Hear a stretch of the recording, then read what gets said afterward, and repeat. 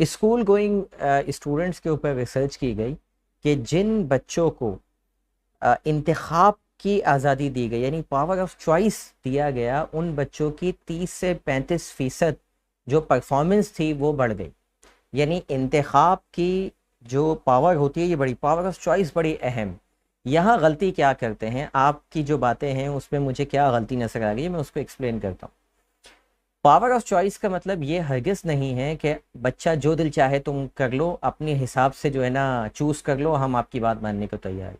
जो खाना है बता दो, हम आपको खिलाने के लिए तैयार हैं। जो सा टॉय आपको चाहिए वो हम दिलाने के लिए तैयार हैं। और आप ये समझ गए हम तो अपने बच्चे को इंतखाब की पावर दे रहे हैं, पावर ऑफ चॉइस दे रहे हैं। इसको मैं और आसान तरीके से समझाऊँ। आपने एग्ज़ाम दिए होंगे जब स्कूल्स वगैरह के अंदर, कॉलेज में, यूनिवर्सिटी में, तो वहाँ सवालात कुछ इस तरह से आते थे कि राइट एनी 5 क्वेश्चन। 7 सवाल दिए हुए और 5 करने हैं उसमें, या 5 दिए हुए 3 करने हैं। 2 की आपको आज़ादी दी जाती थी, चॉइस दी जाती थी कि आप 1 या 2 छोड़ सकते हैं। वहाँ ये नहीं होता था कि राइट एनी 5 क्वेश्चन, कोई से भी 5 सवाल जो आपको याद है वो लिख लो, ऐसा नहीं होता था। बल्कि आपको एक लिमिट दी जाती थी कि ये लिमिट है भाई 7 सवालों की, और इनमें से 5 आप अपनी मर्जी के कर सकते हैं और 2 आप अपनी मर्जी से छोड़ सकते हैं। लिमिटेड था, ऐसा नहीं था कि जो भी आता है वो 5 सवाल कर। बिल्कुल इसी तरीके से बच्चे को जब आप आज़ादी देते हैं इंतखाब की, तो ये नहीं होता कि जो खाना है बता दो। उसको आप बताते हैं कि भाई आज फास्ट फूड खाने का जो है मूड है, लेट सपोज, तो फास्ट फूड में आप क्या खाना चाहेंगे। तो अब फास्ट फूड का मतलब ये है कि अब वो सी फूड डिमांड नहीं करेगा, अब वो दीगर दूसरे खानों की तरफ नहीं जाएगा।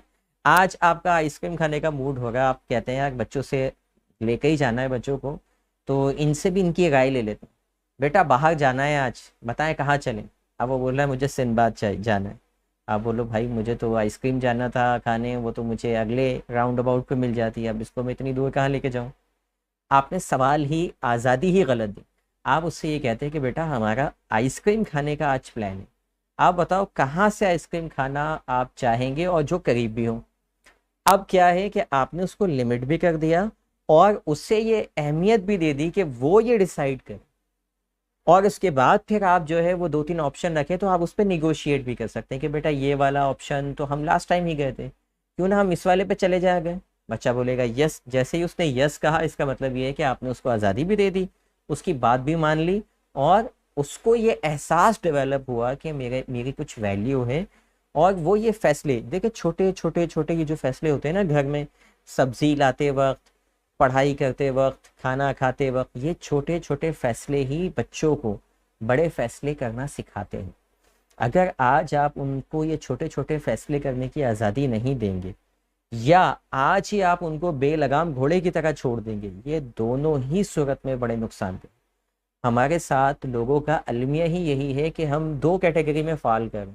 या तो हमें पता ही कुछ नहीं है, ठीक है, कि हम बिल्कुल उनको जो है ना आज़ादी ही नहीं दे रहे, बस खुद डिक्टेटर बने हुए और घर में हुक्म चला रहे। या तो फिर इतनी आज़ादी दे दे रहे हैं कि हमें मतलब दोनों सूरतों में बिल्कुल जो है वो हम एक्सट्रीम पे खेल रहे होते हैं। हमें दरमियान में आना होगा और कुछ चीज़ें सीखनी होंगी कि किस तरह से हम जो है ना दरमियान में म्याना रवि के तौर पे जो है वो सही एक्यूरेट इंफॉर्मेशन, एक्यूरेट कम्युनिकेशन जो है वो बच्चों से हम करें, ताकि हमें सही और बेहतर रिजल्ट मिले।